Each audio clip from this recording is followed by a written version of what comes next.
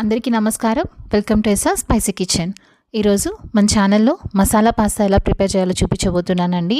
ఈ రెసిపీ చాలా అంటే చాలా సింపుల్గా ఉంటుంది. పిల్లలు కూడా ఈజీగా ఇంట్లోనే ప్రిపేర్ చేసేసుకోవచ్చండి.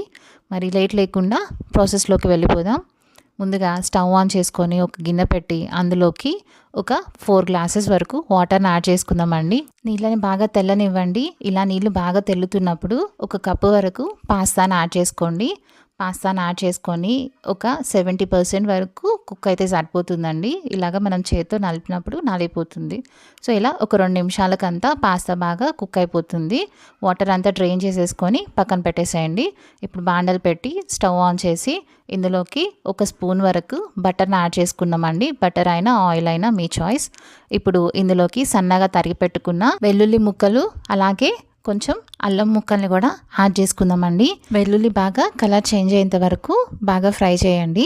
ఇలా వెల్లుల్లి కలర్ చేంజ్ అయిన తర్వాత చిన్న సైజు ఆనియన్ని ఇలాగా సన్నగా కట్ చేసుకొని యాడ్ చేసుకోండి. అలాగే ఒక చిన్న టమాటాను కూడా సన్నగా తరుక్కొని అది కూడా యాడ్ చేసేసేయండి. అలాగే కొంచెం బీనీస్ తరుగు, కొంచెం క్యారెట్ క్యూబ్స్, అలాగే కొంచెం స్వీట్ కార్న్ కూడా యాడ్ చేసేసుకోండి. ఒక స్పూన్ వరకు సాల్ట్, అలాగే కొంచెం పసుపును కూడా యాడ్ చేసేసుకొని ఈ వెజీస్ అంతా కొంచెం సేపు ఫ్రై అవ్వనివ్వండి. మీ సిమ్లో పెట్టేసేస్తే ఒక 2-3 నిమిషాలకంతా ఈ వెజీస్ కొంచెం సాఫ్ట్ అయిపోతుంది. ఇప్పుడు ఇందులోకి ఒక స్పూన్ వరకు కారం యాడ్ చేసుకుందామండి.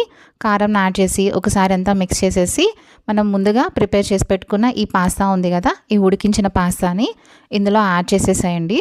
యాడ్ చేసేసి ఒకసారి అంతా మిక్స్ చేసేసేయండి. మీడియం ఫ్లేమ్ మీద ఒక 2 నిమిషాల పాటు బాగా మగ్గనివ్వండి. ఇప్పుడు ఇందులోకి ఒక స్పూన్ వరకు టమాటా కెచప్, అలాగే ఒక స్పూన్ వరకు పాస్తా సాస్ని యాడ్ చేసుకోండి. మీ దగ్గర పాస్తా మసాలా ఉంటే పాస్తా మసాలాలైనా యాడ్ చేసుకోవచ్చు. సో ఇవి మొత్తం యాడ్ చేసేసి ఒకసారి అంతా మిక్స్ చేసేసి ఒక చిన్న గ్లాస్తో వాటర్ యాడ్ చేయండి. వాటర్ యాడ్ చేసి మూత పెట్టేసేసి కొంచెం సేపు ఉడకనివ్వండి. సో మొత్తం అయిపోయిన తర్వాత ఇప్పుడు లాస్ట్గా కొంచెం కొత్తిమీర చల్లుకొని ఒకసారి అంతా మిక్స్ చేసేసుకోవడమేనండి. అంతేనండి, ఎంతో టేస్టీగా ఉండే మసాలా పాస్తా రెడీ. దీన్ని మీరు టమాటా కెచప్తో సర్వ్ చేసుకుంటే చాలా టేస్టీగా ఉంటుందండి. ఈ వీడియో కనుక మీకు నచ్చినట్లయితే please like, share and subscribe. Thanks for watching.